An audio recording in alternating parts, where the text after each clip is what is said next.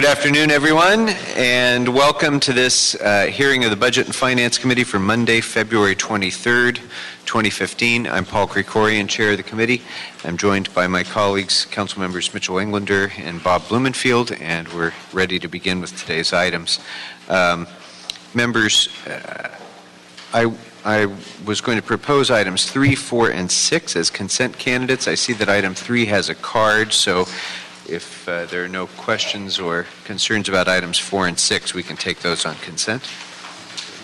And without objection, it will be the action of the committee to approve those items.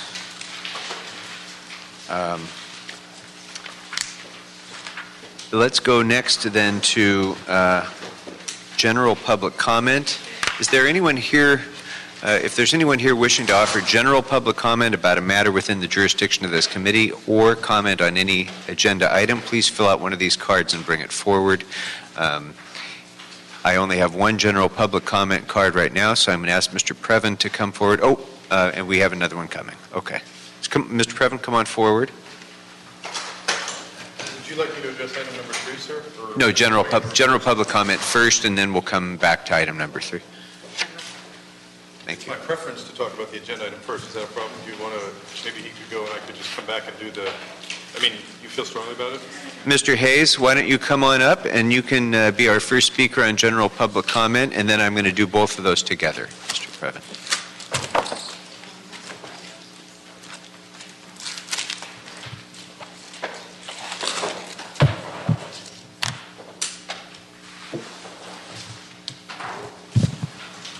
I would imagine that the money that the city provided for the train stop at Crenshaw and Leimert Park somehow went through this department. I haven't investigated, but I certainly shall. That train stop is going to cost $140 million. It's 1 block away from another train stop, 1 block away at the mall. The one at Leimert Park is at a homeless encampment currently. And we've been thinking about this, tossing around the notions of why the city would provide $140 million for a train stop at a homeless encampment. The Dorothy Chandler, the Disney, the Amundsen, up a hill, but there's no train stop or even a shuttle going to those. So why put a train stop at Leimert Park? It's a boondoggle. It's the way you politicians get your money back for all you've done for the developers. That's pretty obvious. First of all, the train goes up and down 5 times. Submerged, underground, on grade, 5 times. And it says it's a Crenshaw LAX train stop, but it doesn't go to the airport. That's to fool the rest of the population that doesn't live in Crenshaw area to believe that finally they're going to get to the airport. It's a damn lie.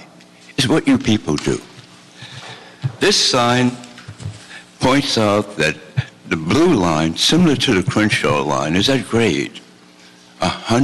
More than 100 people have been killed by that train. This is all you need to see, a train hitting a bus, a train hitting a police car. It's taken out 3 police cars and 2 buses so far. So who in their right mind would put a train underground? Who would do that? India has 5 trains being built underground currently. Thank you, sir. Just, Mr. Hayes, just for your information, while I give a lot of latitude here on general public comment, if you'd wish, the MTA also has an opportunity for comment, and those are MTA issues. The siting of train stations and the payment are MTA issues, so if you'd like to direct those comments to MTA, it's just a suggestion. You're welcome to come here and talk with us as well, but you might also want to talk with the Metropolitan Transportation Agency. Thank you. So, all right. Mr. Previn, on general public comment.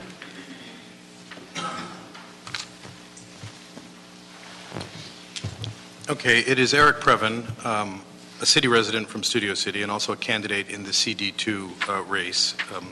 And this item that I'm here to talk about, which is item 3, I will address in public comment initially because I'll be addressing it at item 3, which has been reversed for some reason.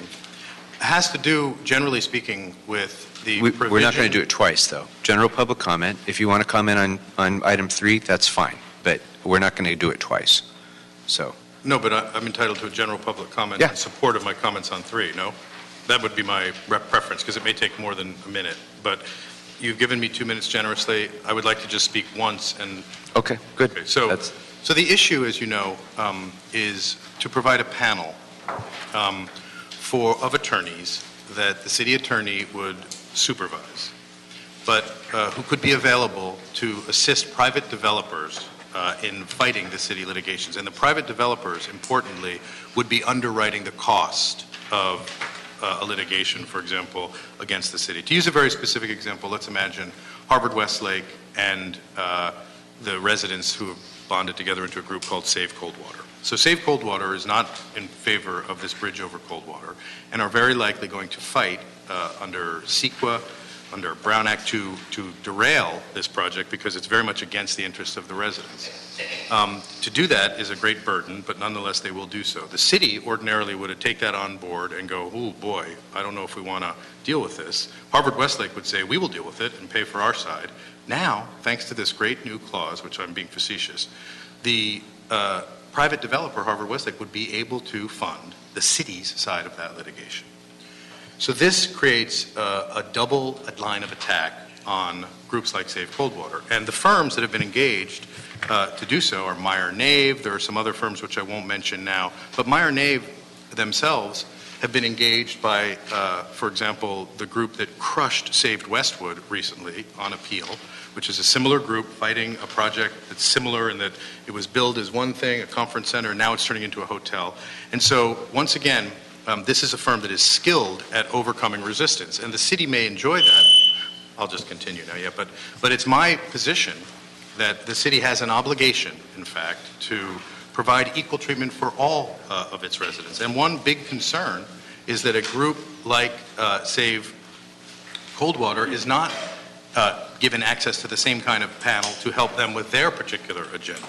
Now, it's true that the city may have approved that, but in the process of the city approving an ordinance Excuse me, item, you can put the clock at 1 minute because he's continuing through and talking about the agenda item now. So give him 1 more minute. right, the amount of money that they could pour into such a litigation is not being offered to the other side. So it would be like having 2 speed limits. We have a speed limit for one set of constituent residents, the developers, and a different speed limit for others. And by that, quite frankly, I mean that they're not given the same treatment, because the city, when deciding who to give permits to, will decide, well, if the applicant has deep pockets, that may be in our interest because we would not have to cover the cost of the litigation that we know, for example, we're going to get. I think Mr. Krikorian knows in our district, I know in our district, that if that project is approved and it's in the lengthy, long, till the election's over pipeline, there will be resistance.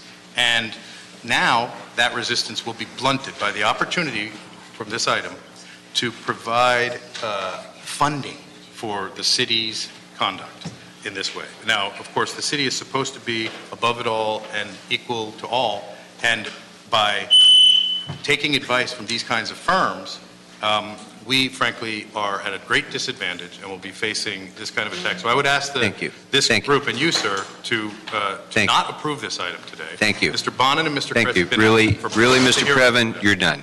Thank you. Okay, members, are there any questions or concerns on item number 3? I just had one quick question. Yeah. And perhaps maybe City Attorney's Office can answer just a quick question I've got.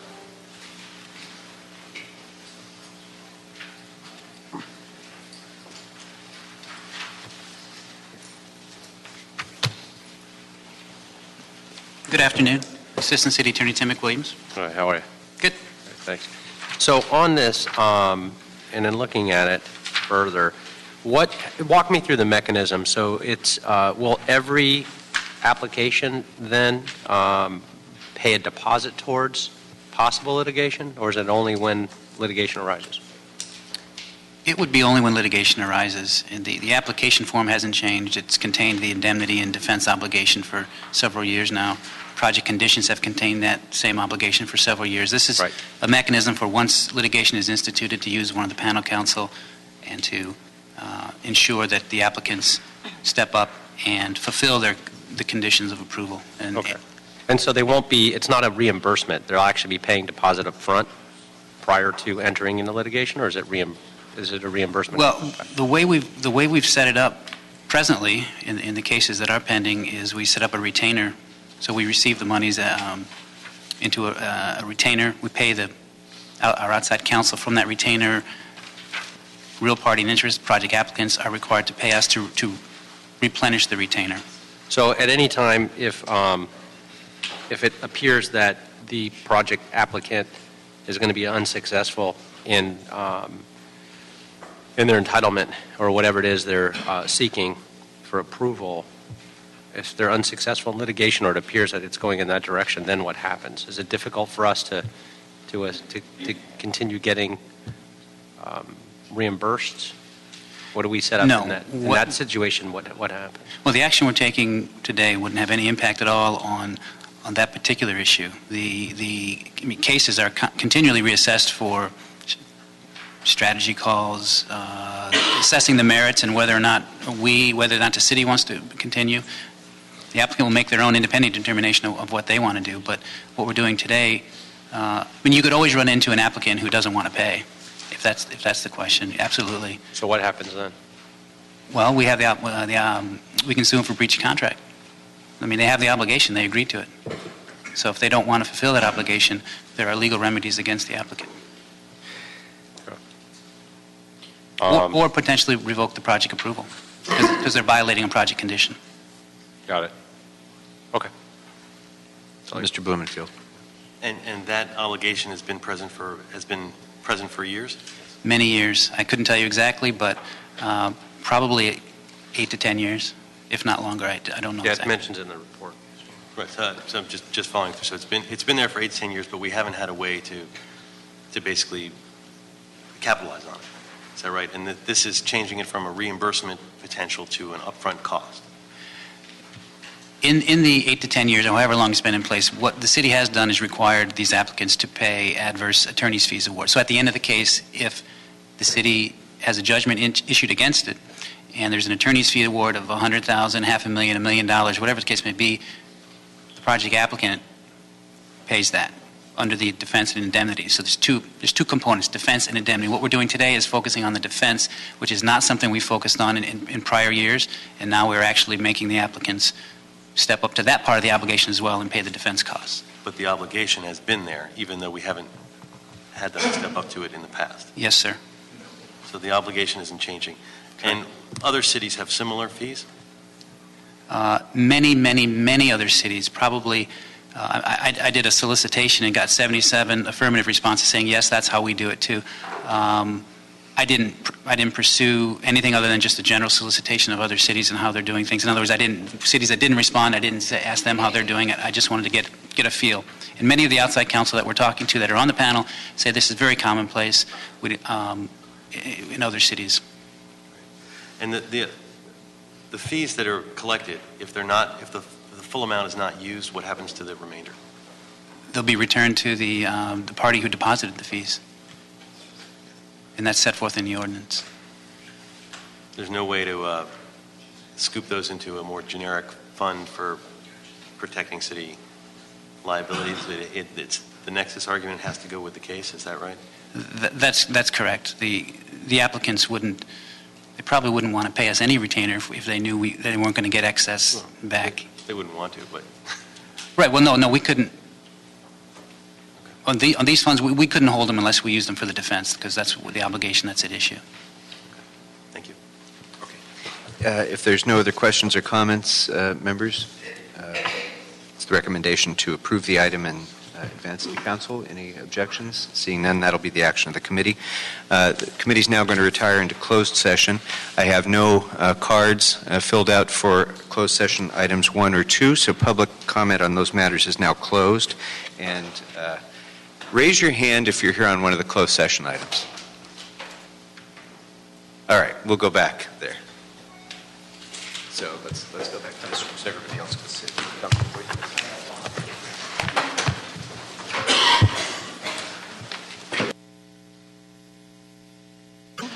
And members, we're now to item number 5.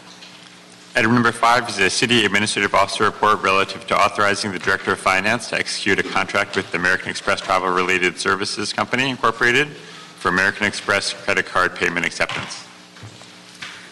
Good afternoon. Good afternoon. Jennifer Lopez with the Office of the CAO. The item before you is a request from the Office of Finance to execute a contract with American Express Travel Related Services Company, which is American Express, to allow the city to continue accepting the American Express card as a form of payment for city business taxes, services, and permits. The proposed term of the agreement is from February 12, 2015 through February 11, 2020, with an option to extend an additional 5 years. The city has accepted American Express card for the payment of city services and fees and taxes since 2004. Finance reports that approximately $74.8 million in payments to the city were made under the American Express card during calendar year 2013. Allowing for the acceptance of the American Express card will continue to provide a flexible payment option for city taxpayers and businesses. Funding is currently available in the department's bank service fees accounts for this. The proposed agreement also includes a provision that the continuation of this agreement is contingent upon availability and funding by the City Council. American Express has complied with all the city standard provisions for city contracts. They have submitted, since the submittal of this report, they have submitted all the compliance documents. So our office recommends approving the contract to accept American Express cards for payments. Okay, so this is a renewal of a long-standing contractual agreement since 2004. What was the term of the last contract, the contract that just recently expired? Well, in terms of the payment process, No, or the term of it. How long of a term was the contract? it was on an annual annual renewal basis. Since 2004? Well, it went through different iterations. There was a 3-year agreement, and there were subsequent agreements as well. Okay. But the reason why this process was a little bit more prolonged and why this has a different character is prior iterations of our agreement did not contain our city standard provisions for contractual services, meaning the standard contractual language which acts as protections for the city. And so in prior agreements, we were basically at the mercy of whatever terms and conditions American Express was imposing on us. So as the old contract came up for renewal, and in developing a new agreement in consultation with the Office of the City Attorney, we came to the conclusion that the standard provisions weren't incorporated. The city really wasn't sufficiently protected by those provisions, and we then approached American Express. In a continued agreement, you have to comply with these provisions. And that then engaged us in a round of negotiations, some of which were business elements that were within the purview of the department, some of which were issues of I'll give you an example, indemnifications, insurance, which really were not at the purview of the department to negotiate, and really within the realm of the CAO's risk management division and within the Office of the City Attorney. And so different negotiations and discussions between American Express's general counsel and our respective legal counsel finally resulted in the document before you. Okay. Yeah, this is coming back to me a little bit. I think there was a previous report to this committee on Correct. the status of that concern. Correct. Was there? Yeah, okay. The reason I raised the question is, what often happens with contract renewals, and particularly sole source contract renewals, is we get them very late in the process. And I noticed in this point, the contract's already expired, and we're renewing it, and finance transmitted it a month ago.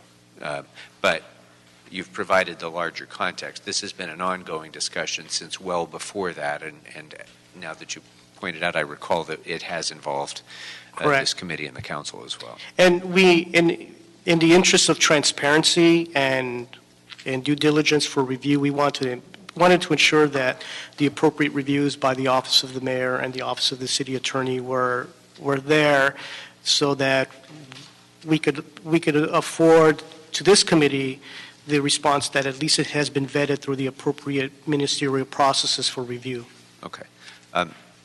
Not exactly on the action item before us today, but it's fairly closely related. Do we typically pass the fee through to the end user who uses the American Express card? With respect to here, no, we do not. There are a few departments that, what you're talking about is a service charge. Within the general business world, it's a convenience fee, but here within government, we talk about it as a service charge. Few departments charge that service charge. Department of Transportation does. Office of Finance does with respect to business taxes, although we do not accept the American Express card, but after this agreement, we are looking into accepting the card and applying that service charge. The issue of the application of service charges has been surfacing within our discussions within the budgetary process and how much to charge and whether those fees can be imposed. We have sought legal advice from our legal counsel and have gotten some advice as to the applicability. We can impose service charges, and we are now having that discussion as a matter of policy whether or not the city should be applying this charge and whether we should be recovering the cost or absorbing the cost as a matter of business. Okay. Well, that part is not exactly before us today, but it's simply renewal of this contract. It seems, members, we do a lot of business that involves American Express, so I think this is an important step to take. Mr. Blumenfield. I think this is fairly straightforward, a good thing. Just out of curiosity, do we get a discounted rate, government rate? Yes, we do. We have a preferred discounted rate for government agencies. We are actually receiving the same rate that the state of California receives. That's at 2.15%. The standard commercial rate is what? Well, it varies from merchant to merchant. As you may be aware, Costco gets a lower percent. Do we get better than? We get a better rate than Costco. Depending on the merchant, depending on the activity, the fees could be as high as 4 or 5%. So we get best rate in comparison to other cities and state? The same rate as the state, as best a rate as a government agency is obtaining in the state of California. Can we, or do they make the representation that this is is there a most favored nations kind of clause in this? Yes, there is. They're making the representation that there is no government entity that's getting a lower rate than we are. Well, I can only speak to the state of California. What's happening outside of the state, I can't speak to, but we are getting the preferred rate that the state of California is receiving as well. And interestingly enough, the specific language revolving that the preferred rate was one of the issues of discussion in our negotiations. Exactly what are they providing to us and how are we articulating that? Okay. Mr. Englander, anything on this? All right. If there's no objection, members, it'll be the action of the committee to approve the recommendation. Thank you. Thank you very much. All right, that brings us to item number 6. Oh, no, I'm sorry, item number 7. Item number 7 is an Office of Finance report in response to a budget recommendation relative to options to encourage online tax payments. And the Innovation, Technology, and General Services Committee recommended to note and file this matter on October 28, 2014. Thank you. Good afternoon. Carl Sampson, I'm the Director of System, Office of Finance, and I'm here to answer your questions. Okay. You want to maybe give just a really brief overview of I think the question at hand was, should the city, what kind of options could the city provide to increase the rate of participation in our e-filing services that we offer? And currently, 71% of our taxpayers take advantage of our e-filing services for business tax renewals. That was of last year. And so each year it's been inching up and up. And so some of the ideas and the questions that were put forth were, could we provide either an incentive or to file a return electronically, or a disincentive to file them, the standard ways. And with dialogue with the city attorney, we can do so as long as that fee would not be so onerous as to discourage someone from using the traditional methods of doing the filing. So we looked at both sides of the equation. One is providing an incentive. Well, we already have 71% of the people complying without an incentive. Looking at the costs that we incur to process items internally, we're around $2.30, on average on processing an item using traditional means within our operations. And so it would not make sense to provide an incentive that would be that amount or greater, mathematically. And we would also have to provide that same incentive to the 71% of the people that already file right now, which would be around approximately 250,000 people that file on an annual basis. So to go after that remaining 100,000, it may not be cost economical for us to provide an incentive, and then that incentive would have to be less than what our cost is to process it, traditional methods. So it wouldn't be a great incentive. So how many people would we be bringing in based on that incentive? So the other option would be, okay, well, could we provide a disincentive to businesses that file it in paper or come into the office? And when we looked at the population and the types of accounts that were not using our e-filing system, that were coming into the office, 80% of them were small businesses under 100,000. A lot of them who owe were no business tax. Yeah, that owe no business tax at all. And they're still coming into the office just to file their renewal. And the types of businesses, janitorial services, landscaping services, and the areas where they reside were mainly, poor areas within the city. So do we want to, also slap on an additional cost to them to fulfill their obligation to file? So one of the things that we've done this year was to provide, thinking it may also be a language barrier, is to provide the option for e-filing in Spanish. And so we provided that service online. Great. And we're looking at the results. They're not, great, but we have put that out there for people to use. Very good. Members? Mr. Englander? No, I appreciate this. I remember this is one of the metrics that I brought up during the last budget deliberations, and so I appreciate the update on this as well. I think measuring and ensuring folks have a much easier way of filing online is key to the Office of Finance. And obviously you need a lot more tools, and I know you're going to be coming back in the very near future asking for some of those tools, and hopefully we can provide those, because this is a key, not only revenue generator, which it has nothing to do with supporting or opposing any type of tax at all. It's just a collection system that we have in place now. But so with that, though, making it easier for folks and simplifying it. We had run into problems a couple years ago where there was a major uptick, and because of that uptick, the systems went down. And so we've got to make sure that, that first and foremost is the most important thing, is having stability and security in the system so that they can, in fact, log on, particularly when there's the deadline approaches. Yeah. Can you hear me now? So particularly when those deadlines approach, that we have a system that's stable and secure.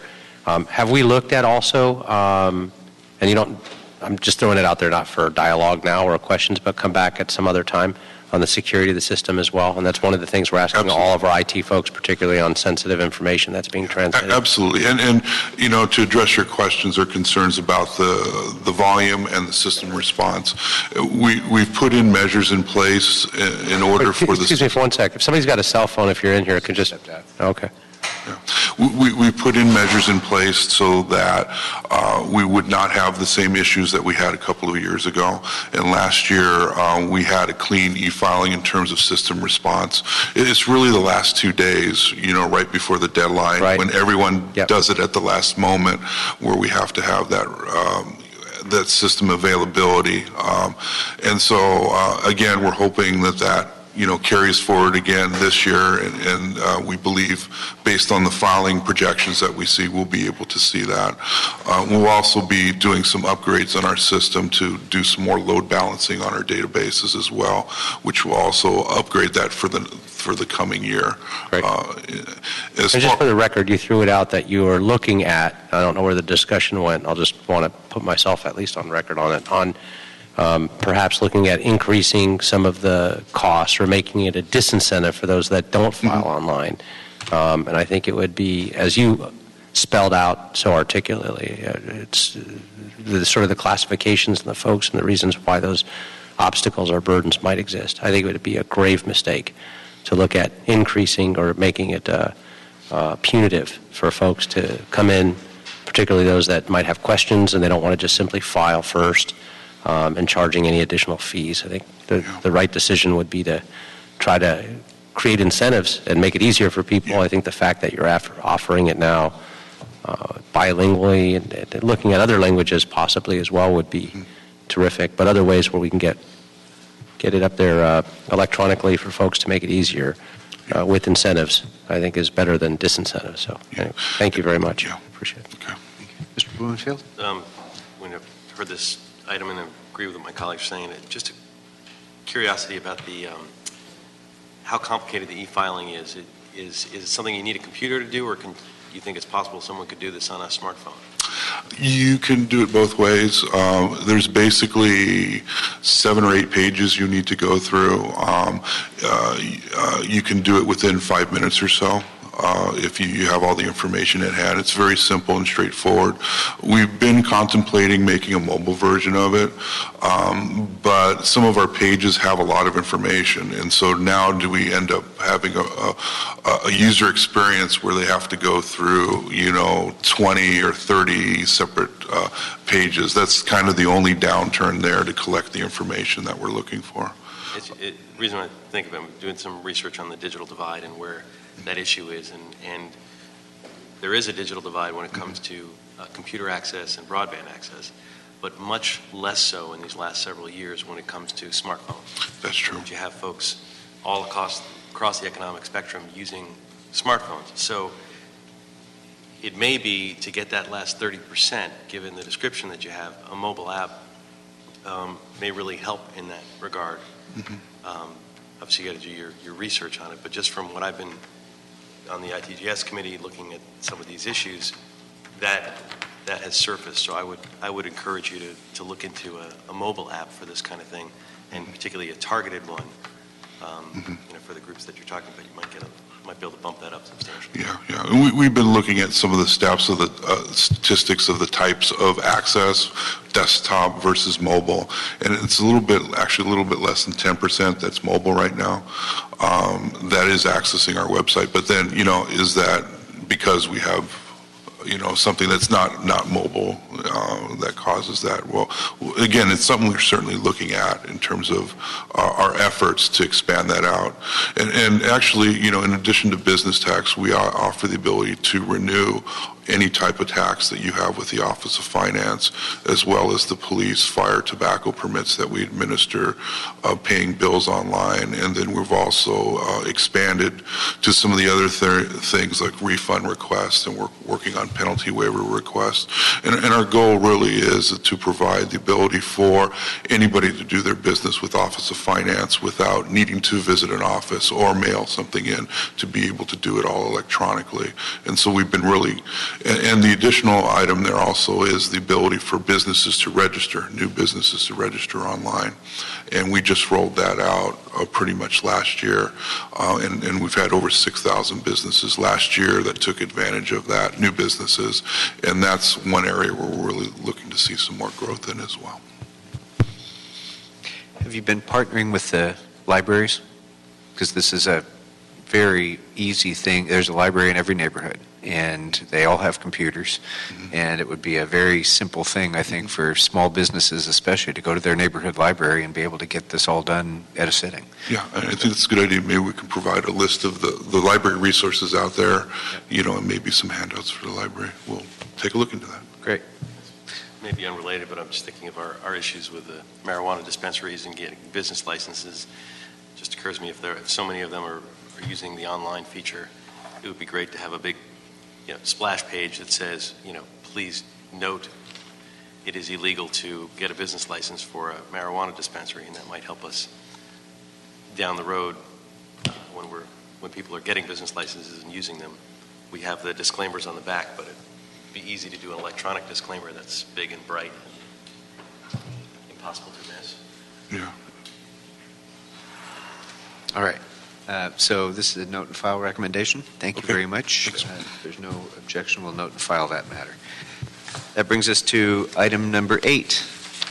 Item number 8 is a budget recommendation instructing the Department of Aging to report on performance metrics that address how the department seeks additional grant funds and partnerships with nonprofit and interfaith community organizations. Good afternoon. Good afternoon. No, we don't James. have a written report on this, so maybe you could just give an overview. Right. James Don, Department of Aging. We were requested to provide performance metrics on our grant seeking and partnership activities. The Department of Aging uses a 4-year area plan with goals and objectives, and the plan is based on community input and demographics to determine areas where we would seek additional resources. The department is developing 2 types of metrics. The first one is just based simply on the contributions our contracted service providers are contributing as a matching share to our grant funds. In the current year, our agencies are pledging $4.6 million in matching share, both a combination of cash and in-kind. About 1.9 million of that is in funds from the agencies themselves and contribution to our program services. The other measure that we're trying to establish is more of a tracking of the partnerships that the department is trying to establish, as well as outside grants that we're seeking. The department tries to leverage its network of providers in terms of seeking foundation grants. And to give an example of one of the current initiatives that we're working on, we're developing a demonstration grant with a foundation that combines taking our homebound meal seniors out of their homes and providing assistive transportation to the senior center, where they'll participate in our evidence-based courses to improve their health, and while they're there actually have lunch. And this is important as a pilot project because the restrictions of our existing Older American Act grants would not allow us to take a senior out of the home delivered meals program on a regular basis. That would disqualify them if they were actually able to travel outside of their home. So this type of demonstration grant seeks to develop a new model of healthcare so that if it's successful, we can try and apply these type of services to health plans and take the burden of paying for some of these services away from our contracts and hopefully expand the services as well. Another example of some grant seeking that the department has done. Last year we had a $50,000 grant from the SCAM Foundation for emergency assistance to seniors. About $500 per senior through recommendations from the care managers at our senior centers to prevent things such as evictions or payment of one-time medical and dental bills. That's been very successful, and we're hoping that with the report back to the foundation of how big a difference it's meant to the lives of these seniors, that they will continue providing this funding because it's an emergency.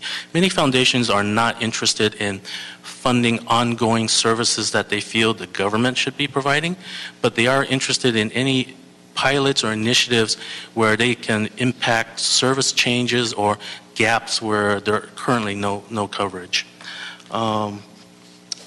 In the past, the department, through its area plan, have also established partnerships with various organizations, such as some of our outreach to veteran organizations. We've partnered with CalVet, Supportive Services for Veteran Families, and the Veteran Service Agencies. We've also partnered with CBOs such as the Los Angeles Gay and Lesbian Center, the 6 independent living centers in the LA region. We've also partnered on projects with the LA Public Health Agency, UCLA School of Medicine, and School of Public Health. And we've outreached in the last 3 years to 97 faith-based organizations to coordinate caregiver education. Wow. Currently, the initiatives that our department is working on involves Laura and our department nutritionists to develop a regional Meals on Wheels network. There currently isn't one. And what Laura had learned through her conversations with some of the leaders of these agencies is that some actually have spare capacity. So by bringing these groups together and having them talk to one another, we've actually, in one case, have already established where one group, I believe they were serving the South Los Angeles region, had higher demand than they could serve. And there was another agency whose funding was not restricted geographically. So they made a partnership where they're now currently covering about 50 seniors down in that area, which the other agency would never have reached out to. So that's been very encouraging. Another example of a success story from this new network has been where we had a new provider come in, and they were planning to locate and build a new production kitchen to start providing home-delivered meals. One of the members had excess capacity in the production kitchen. They only used one shift. A professional production kitchen can be run around the clock. So they basically leased the kitchen for the second shift, and it has worked out so well. The new agency is foregoing the purchase and construction of a new kitchen so that they could actually use those resources to expand their services. And the first agencies that's leasing out, they're actually getting a pretty good deal on some of their raw food supplies through this new provider. So it's a win-win situation for everybody. Great. And the last thing I just want to add is this is currently the last year of our 4-year area plan. We'll be establishing a new 4-year area plan for the next fiscal year, as well as going out to RFP for services for the next fiscal year. Great. Thank you. Mr. Englander. Yes, thank you. And thanks so much for coming in and walking us through all this. First and foremost, the Department of Aging is one of the most critical underfunded departments in terms of the mission that you have, and working with those most vulnerable seniors throughout all of our communities that rely so much on all the programs, the services, the senior centers, the Meals on Wheels. I mean, I remember just a few years ago when we got found out the last minute they were cutting that right when we were during our budget deliberations. Mm-hmm. And we had to pull money out of other departments to save it. So in discussing these things, this is what I would love to get back. And I remember, I believe this was one of the tasks that I brought up as well. I think what we're looking for is to try to figure out a lot of the programs that you laid out is to actually capture that in not so much just a written report, but something simplified in terms of developing what are the things we should be measuring and how are we measuring them as it relates to the funding specifically. Because there are so many terrific grants that you guys are working so hard to go after. And I think it would behoove us to have the information, as we are so dependent on state and federal, regional centers, all the other types of programs and funding out there as a city, and all the programs that we operate through your agency. I think what we'd like to see is to put together how have we performed in the past? How much money and the number of grants have we gotten each and every year? And how many have we lost? How many new ones have come online? How many are repeat grants that we get continuously? And what have those dollars changed? Are they matching grants? Are those matching numbers changing? Some of those things that are so important for us to help out and see the big picture of what can we do to ensure that we're going to continue, and we have to continue funding a lot of these programs, but as a lot of these grants either dry up or programs stop or they're not funded out of Washington or Sacramento, those are things that are very important for us to know. Okay. So any way we can work with you on developing some of those key metrics, that would be great. It would be great. And so if you can come back and put together perhaps just a sketch, and I'm happy for you don't have to come back directly to this committee until it's done if you'd like. But I'd like to see something done, and I'm happy to if you want to work with me directly and come by the office. I'm happy to give you a little more guidance on that. I just think it's something that's so important that we start tracking as we develop these performance initiatives and this metric-based data for these departments and what it is you're tracking. I mean, knowing the number of seniors you help and the number of programs, those are all critical things as well. But as the Budget and Finance Committee and the purview of this committee is looking at specifically the dollars to ensure we can fund them. I appreciate that offer, and I'll gladly take it up. Terrific. Yeah. Thank you. And I'm going to ask Mr. Crawford to come up, too, as we go to Mr. Blumenfield, in case there's anything in terms of comments that you'd like to make about the performance metrics development process for aging or otherwise, from the perspective of the mayor. For the Department of Aging specifically, as the committee's pointed out, so much of their department's already very driven by tons of numbers out of the federal and state grant requirements. But we really see a real opportunity to kind of double down on that and actually use the city of Los Angeles as kind of a driver to lead a little bit more informative record keeping and metric generation, not just in the city, but to the extent that we start putting together really good metrics for this department in LA, the feds can probably start learning a little bit from that and starting to double down and get a little more useful information at their level too. On a citywide basis, I just say that we're actually really excited that to have the council taking up some of these discussions around metrics and what we should be tracking. Just in general, what numbers you ask for tell you so much about where your focus is. And as we put together our proposed budget, what questions are being asked and what numbers people want to know can drive our decision making as well. If we have a lot of questions about one number, obviously that says that people are really concerned about that number, and we can look and see, oh, well, maybe there's a couple things we can do to improve that number, and we can go in that direction. But I just really wanted to express our excitement that you guys are taking this up for discussion, and as Councilman Englander said, to aging, offering to help guide and help give advice, and really having that discussion, really the more we talk about it, the better the metrics will be, and the better the metrics are, the better our decision making will be. And thank you for those comments. And Mr. Englander's actually, for years, have been pressing our budget process to go more in the direction of performance-based budgeting and using metrics to analyze the budgetary process and accountability that comes with that.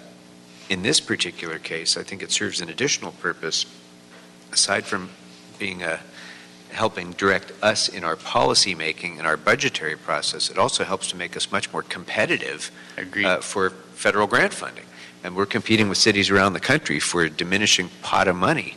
And the better we can make the case that we're measuring performance, we're measuring results, this is data driven, the more apt we are to win those grant funded dollars. So, Mr. Bloomfield. And then similarly, if we get that information, we can also drive what kind of dollars come to us, because if we're showing that X programs are being very effective, and we're showing how they're effective, that'll give us the tools to push the feds and the state to change their pots. But so I appreciate that, and I'm 100% on board with performance budgeting and metrics, and advocated that for years. What can we expect in the way of timelines for actually getting some of this down on paper in terms of what metrics we're looking at for this upcoming budget and that kind of thing? Because I know we put this out, we talked about this last year, and frankly, I guess I had hoped at this point we would have more of this laid out clearly for us to be responding to and not responding to, not to take away from the great work that that you all are doing, because I know you are doing great work in the partnerships. But in terms of the timeline of when do we get down to brass tacks on some of this stuff? What can you tell me on that? If I may have 30 days so I can meet with Councilmember Englander to make sure that the report back is structured as to what this committee wants, would that be acceptable? I think from a citywide perspective from the mayor's office on what you're looking for, I think we can start to have those discussions with your office pretty soon. As we've been going through the initial phases of our budget process, we've been pushing through a lot of these issues, figuring out which metrics are going to be best used.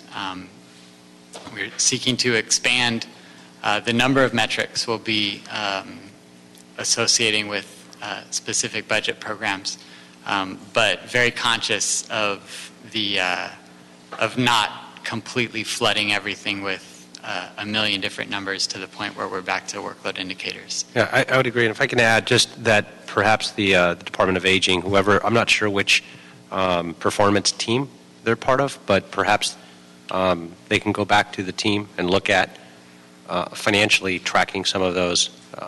I think the mayor's office probably has a good indication, or at least the team would, to best put that draft together with you first, and working towards figuring out financially what kind of dollars are we getting, where are they coming from, and then what kind of services are we providing for those dollars.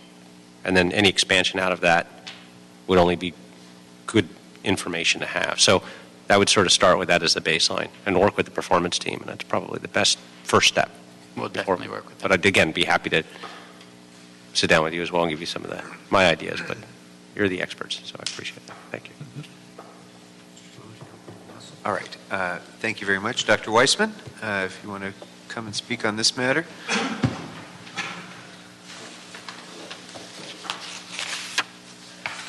Good afternoon. Good afternoon, sir, and to all here. It's, I think, opportunity here that we talk about the situation of the performance metrics for the Department of Aging, because we in the Neighborhood Council and the budget advocates have been considering how to define and work on budget performance metrics. Mr. Englander has certainly put out a good sample of it. I think our view is it's broader than that, that performance metrics should start with the mission and vision statements of each and every division of each and every department.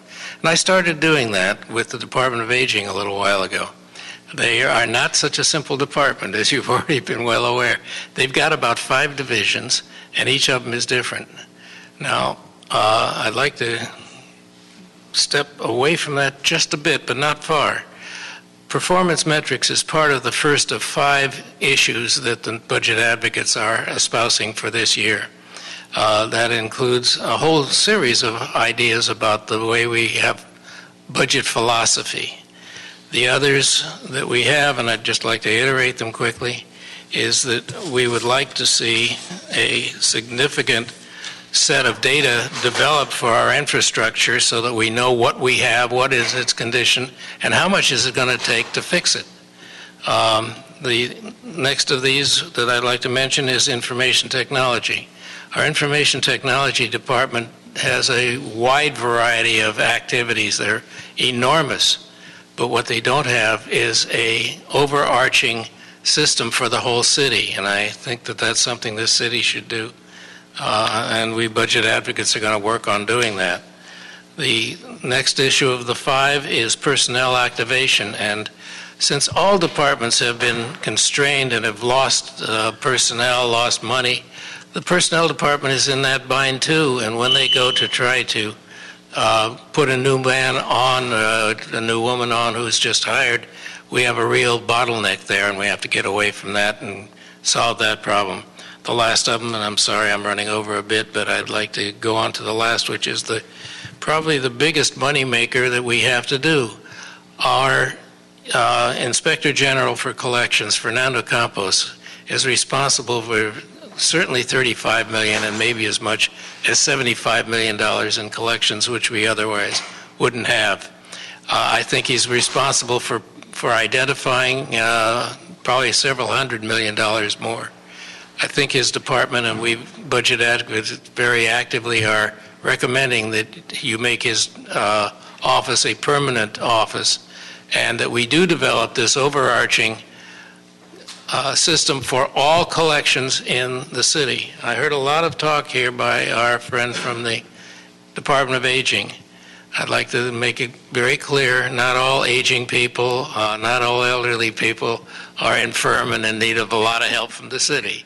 On the other hand, I'm very well of those who are, and I'm not planning to become one of them soon. Thank you. Very good. At any rate, we will be here before you talking about these and many other issues. You have some material that I've just laid on the desk. Thank you. The last word, I'm wearing just a blue shirt and no collar because just this afternoon we did the last of the 15 council member offices, Mr. Bonin's office, and look forward to working with each and every one of you as this year goes on. Great.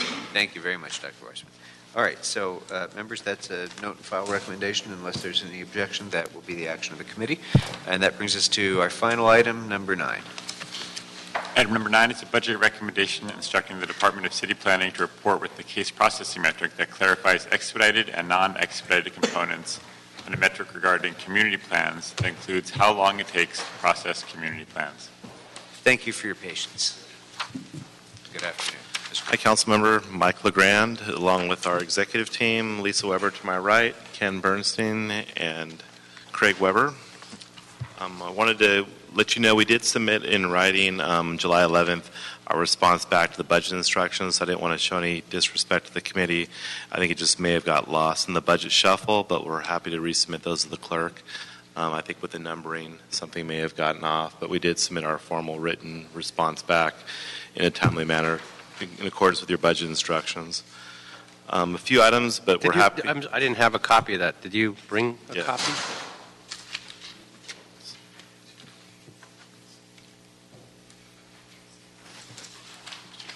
This was another one of my budget instructions.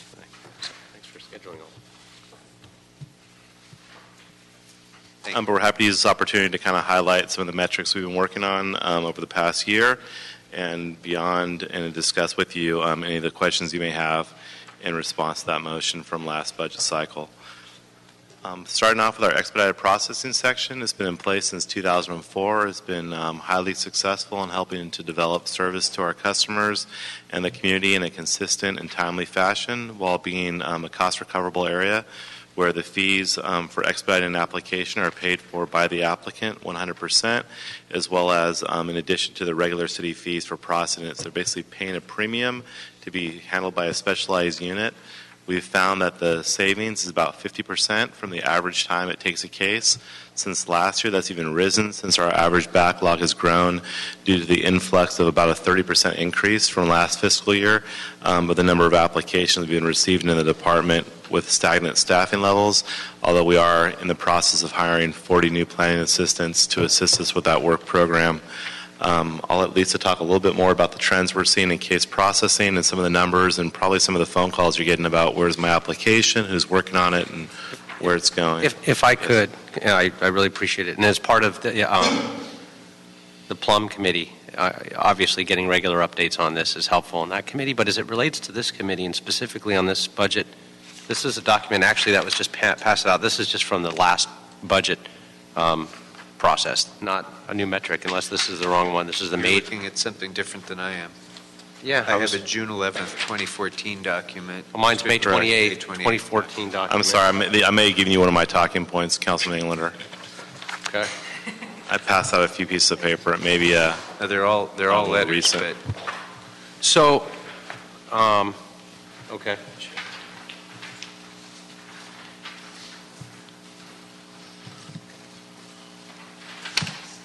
But this still goes back to, again, the June, what is this? This is responding to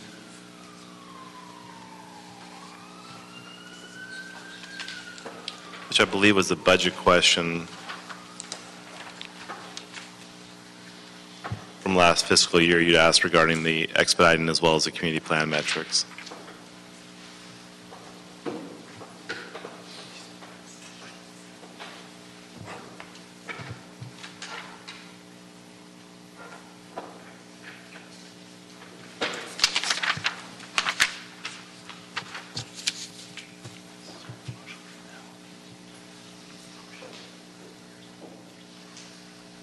So are we making, let me ask you this, are we making an effort to, and sort of going back to the same questions that we just had, you heard the line of questioning with the department that was up right before you as well, Department of Aging, developing some key metrics on timelines, how long is it taking to get certain things processed, what kinds of things are backlogged and in the queue, some of those key areas that we can start looking at in performance for, particularly on community plans. Do we have some of those? Definitely. I'll let Lisa walk you through those. Thank you. Good afternoon, council members. Lisa Weber, Deputy Director with the City's Planning Department.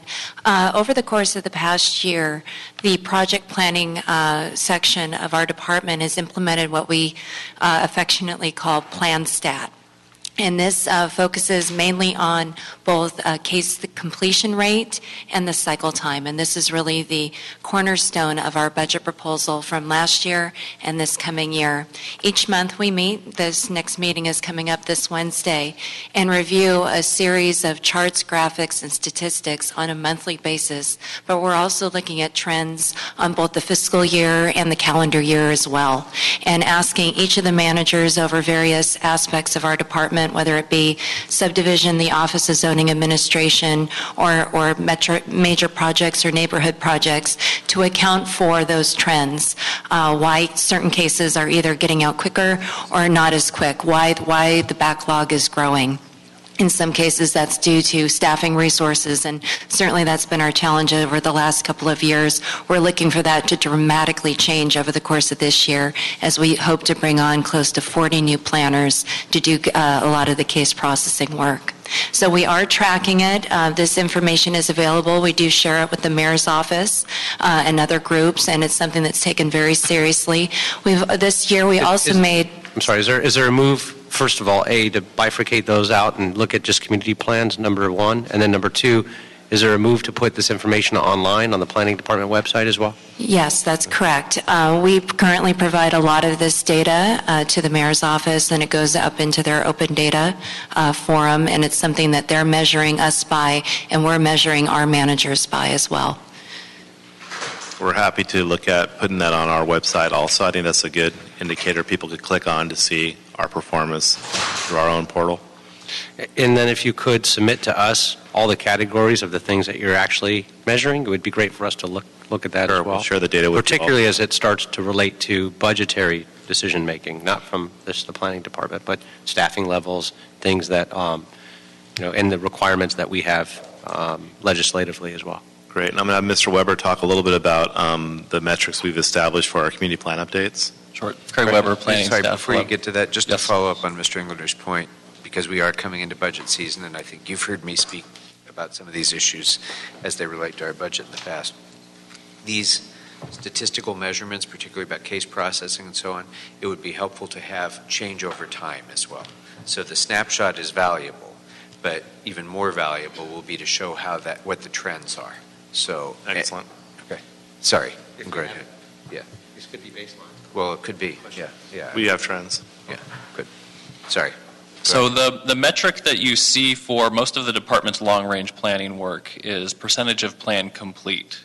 And the budget sets forth 6 milestones within this percentage of plan complete metric. So essentially ranging from project development through the draft plan process, through the adoption process, and then the post-plan follow-up. And the primary thinking here was that there's a range of long-range planning endeavors. One community plan is not necessarily analogous to another community plan, just as updating a mobility element might not be the same as preparing a bicycle plan.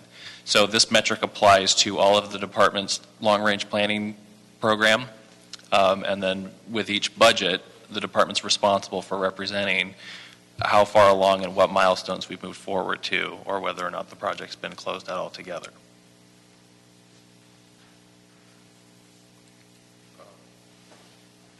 I have nothing else unless, I was just going to ask if you can submit some of those for the files as well. Yes, we will. That'd be great. Thank you. Yeah, Right, we'll thank certainly want to be revisiting all of these as we go into budget season, so it's good to get a head start. And then, Ms. Blumenfield? just adding on to this, so you're measuring the percentage of plan, where we are in time.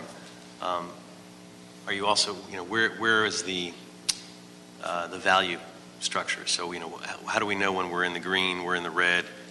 What is a good measurement? What is a bad measurement? How it compares to other cities and compares to what our expectations are. Because that would be helpful too, is if, even at the beginning of the year, we're setting our milestones, and we're able to see where we track compared to those milestones. And then also that gives us the opportunity to see, if our milestones, how they fit into a bigger picture. I think that's really valuable input. We're in the position best to do that with new projects that we're essentially requesting a new budget item for. So you can forecast what the timeline is. Essentially, what is your 100% to complete for that particular project, and then you may need to maintain or adjust that throughout the budget life of that project, depending upon the realities that beset that work program. And I guess as we move forward, I don't know how to do that, but that would be, I think our collective vision of how that, when we really are on the money in terms of measuring our performance and where we're at, that we can do that. Yeah, And definitely look into that. If I could just weigh in on that very quickly. That was sort of the, when we initiated performance-based initiatives, that was the whole idea, is that at some point in time down the road where we have baselines and we can benchmark them against, first of all, ourselves, because we've never had this with any department, really, for the most part. The exception of ComStat and things like that, but not really from a budgetary perspective. Then we can start also looking at, for those cities that are, and there are a lot of other cities that have taken this on now as well, we can start looking at exactly doing that. And I'm glad you brought that up, because that's a point we should keep hammering home. So I appreciate that. And also, it gives us, for the community and for the world that likes to, people have their preconceived notions of how things work in the city and whether they think things are not working or working, and oftentimes they're completely detached from the data, and that gives us, measurable comparisons so that we can all be on the same page. We got to start with the same set of facts, and I think that will go a long way toward restoring trust in our city when we can measure and have a clear understanding of what is success. Agree, Absolutely. and we'll look at some measures around that. And conversely, if the data does show that we're not measuring up to where we need to be, then we need to get there. So either way, it's going to be constructive. About it, and we don't have. Right. Or just get the credentials. All right. Anything further, members? I do have one card on this matter. It's Eric Previn. Is Mr. Previn here? Going once, going twice. Mr. Previn? Mr. Previn is not here, so we'll note his card for the record. And public comment on that matter is now closed. And is there any other item before the committee? All right. But for clarification on this matter, do you wish to note and file the We are noting report and filing. or We continue? are noting Oh, and thank filing item number 9. Yes. Thank you. All right. There being no other action before the committee, we are adjourned. Thank you, guys.